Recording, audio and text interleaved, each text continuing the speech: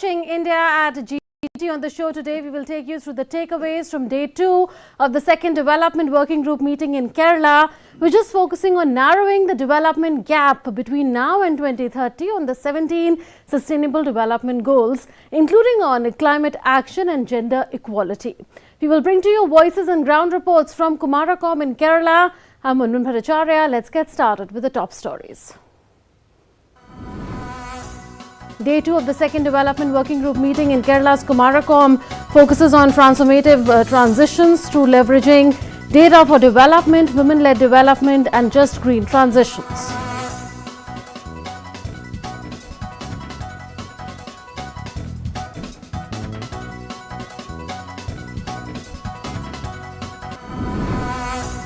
Secretary Economic Relations in India's External Affairs Ministry addresses development meeting in Kumarakom, outlines a vision for low-carbon development path that is more sustainable, inclusive, resilient, says the working group is expected to deliver a Green Development Pact.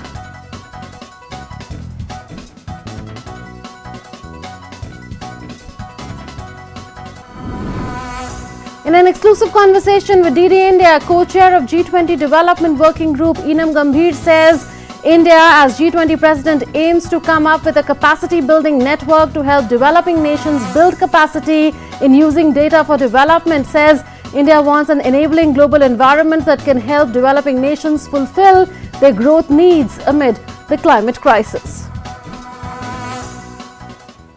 It was day 2 of the second development working group meeting in Kerala's Kumarakom, where the focus was on transformative transitions through leveraging data for development, women-led development and just green transitions. At the meeting, India outlined a vision for a low-carbon development path that is more sustainable, inclusive and resilient.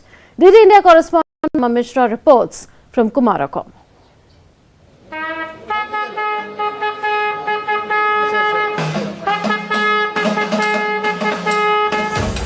A day after hosting a side event covering the issues of data for development, lifestyle for environment and transitions that are globally just, the key priority areas for India's G20 presidency, plenary sessions began on day 2 of the second G20 Development Working Group meeting in Kumarakom village of Kerala.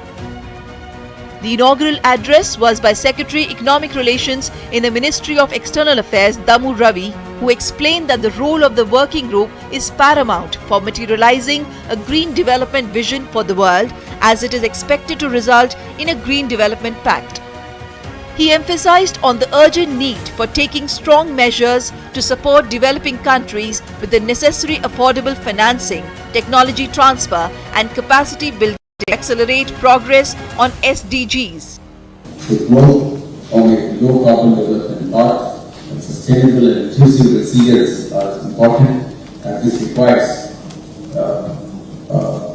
financial support, technology transfers and capacity building. And collective actions are important here, and commitments from all the countries are equally important.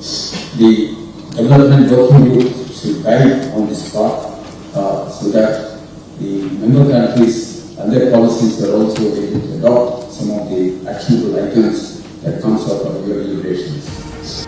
He also spoke on how the working group envisions women as the key drivers of development efforts. There were discussions on the need for collective efforts to achieve the 2030 agenda, with the primary goal of achieving an overall sustainable growth.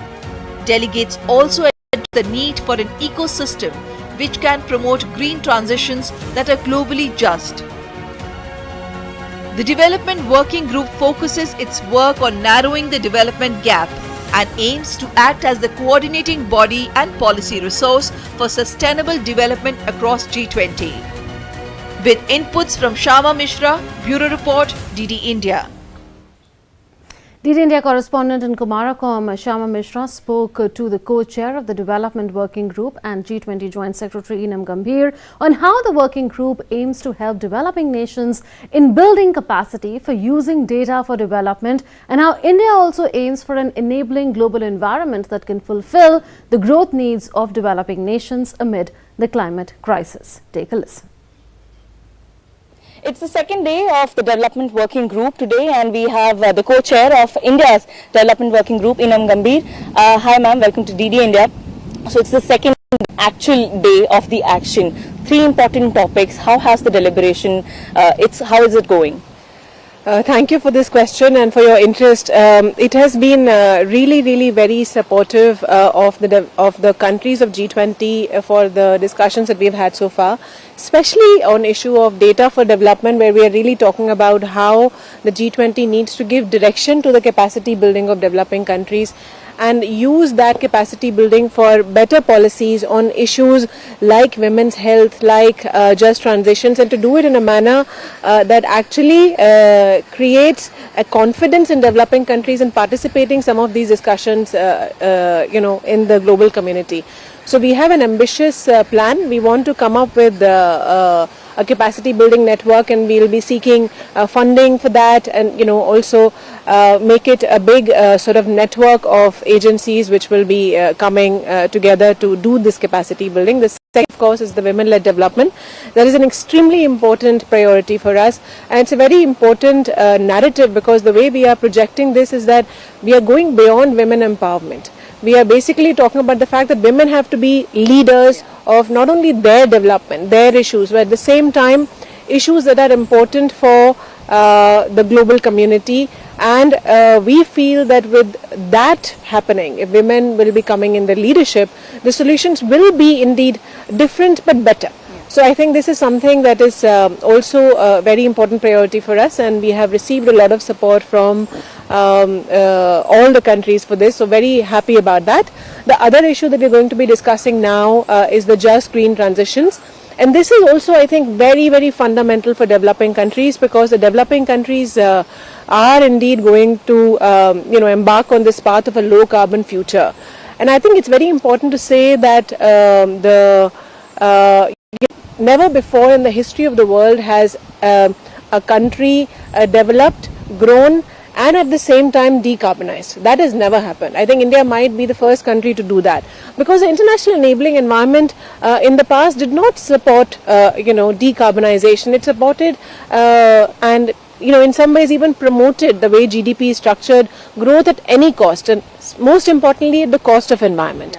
So I think this is something that has to change, but it will not change without the international community coming together and creating an international enabling environment which is indeed adaptive, responsive, and proactive to fulfill the needs of the developing countries. And we must say, it is also very important to say, this is not a favor the developing countries are asking. This is indeed in line with the principle of climate justice. This is in line with the principle of common but differentiated responsibilities, and we feel the time has come for G20 to deliver on the developing countries agenda, and this is going to be very all right. So you mentioned about women-led development, and you've also mentioned about that the developed countries need to think about the developing countries. Now we are talking about sharing the technology, transfer of the technology, also about the affordable finance to the developing nations. How much are these developed nations on the same page? Are they on the same page with the deliberations that India is taking up? No, I think it's a very important question, and if you have seen the side events that we've organized in the last yesterday, and also the Sherpa meeting on green development, where we are very bringing the central to these discussions the idea of financing, because I think it's been clear in our discussions that innovation, planning, and all of this is fine, but until you put money on the table, until you give low cost technologies, nothing is going to happen. And I think we all understand there is reluctance even to fulfill the commitments that the developed countries have taken. We have faced this. We've even faced opposition to important principles like common but differentiated responsibilities in our discussions, and this is not new. This has been happening for some years. But at the same time, I think we are also seeing a momentum coming from the developing countries coming together and saying this needs to happen. I think Partly it has been triggered by the challenge that the developing countries around the world are facing in terms of debt issues, liquidity concerns, so people are worried. And I think there is a very strong moment emerging of capturing this, and I think that push will, we hope, push everyone to do more and to do better. Because frankly, it's not that, I mean, of course we need grant money for things, and it should be put in those places where nothing else, will be coming in by itself, like resilience and all of that stuff. Yeah. But I think it is also extremely important that we use the grant money and the financing, public financing strategically. And so that the private money feels confident, right? Like, so the cost of capital discussions, why is it that in India cost of capital is 10% while in Germany it's 2%? And I think unless we solve these issues, and a lot of reasons for this is usually outside the control of a country. It is the currency risks and other things. So the international community needs to come together to resolve some of these challenges that we are facing. And I think we are seeing a moment in which we can feel that the developing countries are coming together and pushing it. And we feel this will definitely lead to some solutions. Lastly, this is the second development working group meeting. That means we are in the middle of the action. Have things started to mold here now for the next meeting? Yes, I think we can feel the intensity because we have put the drafts on the table. We can see that countries are very, interested and are very intrigued by the ambition that we have put in. They are participating. Some of them, of course, have concerns which might be, long-standing, like I said, in terms of CBDR, climate, common but differentiated responsibilities. But I think everyone is just, feeling the pull of the ambition that India has put forward. Of course, we would need to achieve consensus on this, especially at a time where we see the world is divided. And I think this is something that India has made very clear, that we will not stop until we achieve consensus. So I think this is something that, that we can see the buzz already in the room. So a lot of intensity. All right. Thank you very much and all the best to you too. So that was Enam Gambhir. She mentioned a lot of issues that are being faced by the entire world and how India is actually steering the wheel for the entire globe to move towards achieving the sustainable development goal. With camera person SP Dubey, this is Shama Mishra for DD India, Kumarkom, Kerala. Shama Mishra also spoke to Diana Sang, who is representing Digital Impact Alliance in the Kumarkom meeting on ways to bolster capacity building or training for data for development. Diana stressed on the need to build consensus around an approach in view of varying perspectives shared at the meeting. She also spoke on the need to be mindful of bridging the digital divide between the developed and the developing world. Take a listen. An important session on day one, the side event of Development Working Group held here at Kumarkom, Kerala. We have Diana, she's from Kenya, and she was one of the speakers. Need for capacity building. What were the key points that you put forward in front of the entire delegates, students who were there to attend it? Yeah, thank you very much. I think one of the key points was just to make sure that the people are factored in mind. So making sure that data for development is practiced in a responsible manner. And that also national cooperation is really strengthened to make sure that we leverage the joint capacities and investments across private sector, national government, local, and then also with development partners. Also, there were several other speakers as well. What have you understood from them? How does it go forward? Because G20 is a platform where, it is decided or it is worked on that everyone should come together towards finding a greater solution. So what is your understanding now?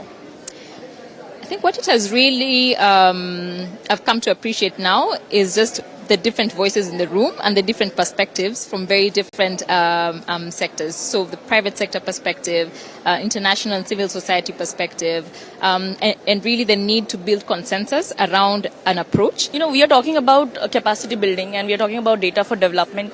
One key point over here is that the developed nations should help the developing nations for digital or high quality data.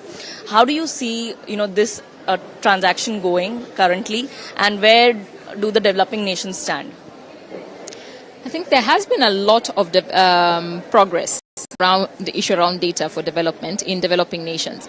But I think what is important is to make sure that there is that the progress in the developing nations is also matching or closely behind the developed nations, so that we do not increase that digital divide and the gap.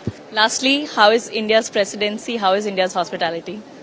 I think India's presidency has been extremely motivating and impressive.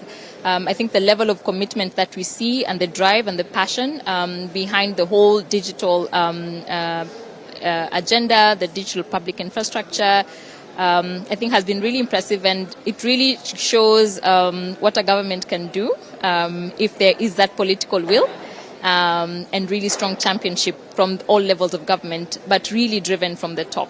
I think from a hospitality perspective, I've been floored. This is my first visit to India. I think I feel blessed that my first trip was in Kumarakom, because I think it's such a beautiful and peaceful, relaxing environment, and I think definitely I plan to come back again. We do hope you come back soon with all your friends and family. Thank you very much for talking to us. So that was Diana. She also mentioned about her plans to come and visit Kumarakom later, but she also mentioned about the topics that need the attention and how capacity building is going on currently. Camera person SP Dubey, this is Shama Mishra for DD India, Kumarakom, Kerala. India's Ministry of Rural Development presented its GIS initiatives for planning and auditing various schemes such as rural housing and rural roads at the G20 Development Working Group meeting in Kumarakom in Kerala. A Geographic Information System, or GIS, is a system that creates, manages, analyzes and maps all types of data. The purpose behind these GIS initiatives of the Development Ministry is to promote complete transparency, paperless decision-making and to speed up the process of taking immediate benefits to the people. Take a listen. The main plenary sessions of the second development working group has already begun, and we are here at one of the stalls, the exhibition stalls of Ministry of Rural Development. And as you can see, they've already portrayed over here, they've already showcased different facilities, different initiative that they have taken through their GIS or through their digital means. The idea is to reach the Antyodaya, the idea is to connect the last mile, and how they can do it, how better they can do it is through the means of digital awareness or digital initiatives. We have Pradeep Agarwal. He is the director of NRIDA, Ministry of Rural Development.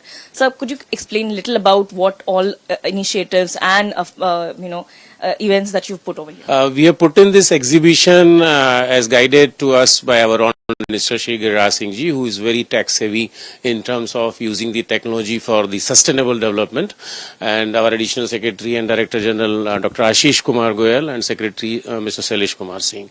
So they are very particular that how we can use the GIS technology, GIS tagging and the Prime Minister Gati Shakti program, wherein we can use all the IT tools. And as you can see in this exhibition, we use this IT tool to save to make economy in the infrastructure, so that we saved thousands of crores by applying this GIS technology, and for the maintenance of Pradhan Mantri Gramin Sadak Yojana roads across the country, Pradhan Mantri Gramin Awas Yojana.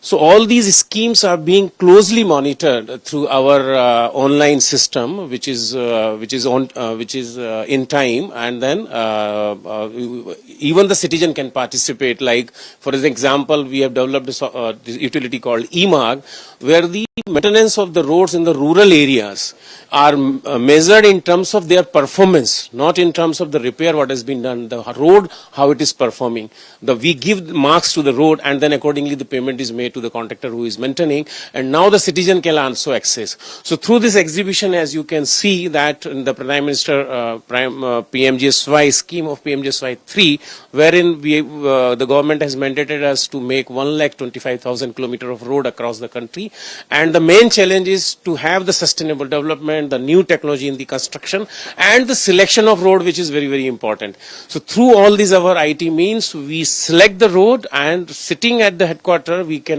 scrutinize the DPR to save the money in the construction, sustainable development, environmental protection, and all these schemes we are doing it through the Ministry of Rural Development on the initiative by our Honorable Minister Shri Giriraj Singh Ji and our Additional Secretary, and you can see what all we have put in here. Thank you. Thank you.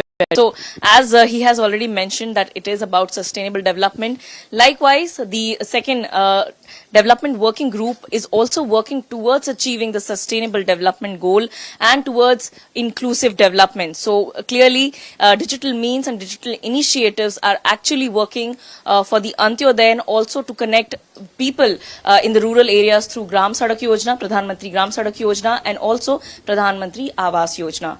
With camera person SP Dubey, this is Shama Mishra for DD India, Kumarakom, Kerala. DD India correspondent Shama Mishra also caught up with some delegates on the issues being discussed at the Development Working Group meeting and the hospitality being extended by India to them. Take a listen. We have to look at development in a holistic lens.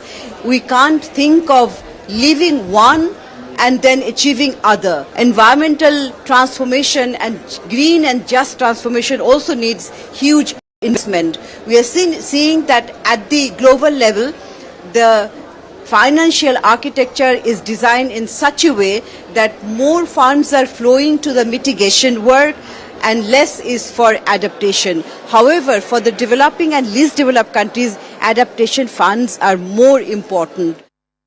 At the global level, we're facing two very interlinked challenges, the climate crisis, but also the need for development in developing countries. And the development challenge has gotten harder in the last few years with the rise of global energy prices, with the financial turmoil that we're seeing in the world. So I think India's G20 presidency has made a really strong effort to bring together these two issues, the climate crisis and the development crisis. This day is to really set the stage for the close discussions among G20 members, where things are going to be negotiated and things are going to get harder. There were, I think, two great sections. One was more on data for development and how capacity building initiatives, which the G20 presidency is pushing, can contribute to it. And the second part was more on the nexus between climate or environment and development, which is another main area of this G20 presidency. And the idea here is to facilitate the just green transition so that developing countries have fulfilled their aspirations of industrializing without carbonizing. So far, I just wanted to thank India for their incredible hospitality in such a beautiful location right here in Kumarakom with a beautiful bay behind us and lake. It's just absolutely stunning. And you know, the choices of topics we discussed this morning on women-led development and data for development, both of which are incredibly important to the UK. And we just had very rich conversations on both subjects, and looking forward to taking it forward with our G20 colleagues here. Well, I think every country that came to this meeting agrees that India has chosen very important topics for this development working group at the G20. I am particularly impressed about the digital inclusion emphasis that the country has been putting, and that is certainly a new issue for the group, and they are pushing forward that agenda very strongly, and Brazil next year in the presidency of the G20 intends to continue that. Well, we're still assessing how we can, let's say, along the year, and after we come to the final stages of the Indian presidency, what will be the takeaway from which we will start our presidency. So that will still take some time. We think this is a very good timing to discuss the development agenda. You know, there are many things going on both here at G20 with the sequence of 4 emerging countries, first Indonesia, then India, Brazil, and then South Africa. We think this is a very good momentum to keep the 2030 agenda moving forward, especially considering we are at the halfway point and we are very delayed on it. So we really need to take urgent action to accelerate the achievement of SDGs, and India is doing a very good job on it, and we intend to keep it moving forward next year. This is the first time we joined the Troika, and now we are working very closely together with the Indians. It's been very productive. Oh, it's wonderful. We are really impressed by how we are received here, and you know, the beauty of this place is really amazing. Now that I've visited Kerala and Kumarakom specifically, I see how diverse Indian nature is, and I'm really impressed. So thank you very much for this. I think it's going well. The topics are essential. Women-led development is something by the Indian presidency that we, Argentina, think is very important, and I think good things are going to happen. And capacity building, all of them are very important issues that we are trying to work towards fulfilling. There you heard from the foreign delegates in Kumaracom. Let's shift gears for a while. Speaking to DD India, India's Tourism Secretary Arvind Singh spoke on how, after 2 meetings of the Tourism Working Group, G20 countries are now closing in on a consensus on the 5 priority areas of the Tourism Working Group, and the consensus will be reflected in the ministerial declaration that will be adopted in Goa. Take a listen. Now we have had 2 meetings of the working group. In the first one, we presented all the 5 priorities that we had laid down, and these were endorsed by all the member countries. And in the second meeting, which was recently held at Siliguri and Darjeeling, the UNWTO presented the results of the survey that they had done on the priorities. There was also a workshop conducted, and also the member countries presented, 5 member countries presented 5 excellent presentations on each of these theme areas of priorities that we had. And the 5 areas are green tourism, digitalization, skilling, strengthening MSMEs, and improving the capacity of destination management organizations. So there were 5 excellent presentations. So there is a consensus on all these priorities, and we are satisfied that we are progressing in the right direction in preparing the Goa declaration that will happen after the ministers meeting. All the tourism ministers meeting happens at Goa, and they will be able to adopt this final communique on the basis of the discussions that we have had. And with that, we come to the close of this edition of India at G20. Thanks for watching.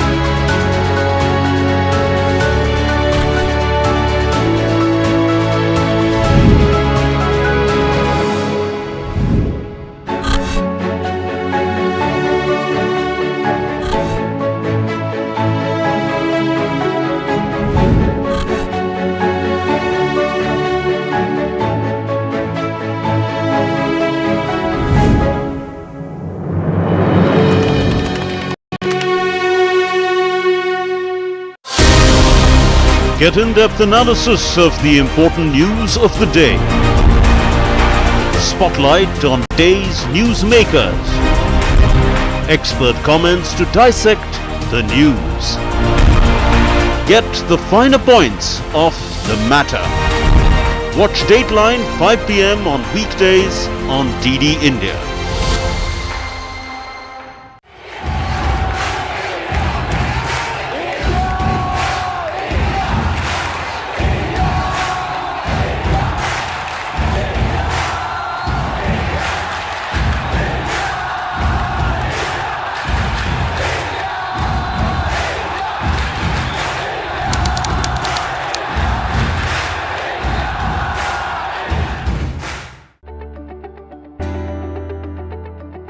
Is Hinduphobia the new challenge for Indian students and professionals abroad? Karan Kataria was very good, going really well. On before 24th, the moment these messages were rolled out, a smear campaign which alleged me of Islamophobic, homophobic, transphobic, Hindu nationalist, all the complaints suddenly come up. Once you vie for a position of power and people know that you are proud of your heritage and you are not necessarily hyper leftist, I would say, then immediately there is this attack. And never be afraid. We have survived not because we were afraid for more than 5,000 years.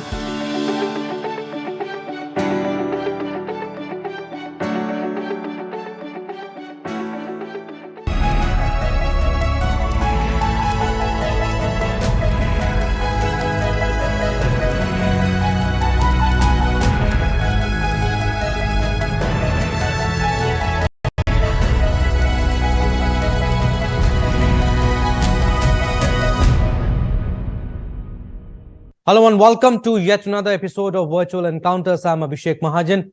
We are paying a special tribute to Salim Durrani. His skill, swag and stories are folklore. He used to hit sixes on demand. And to talk more about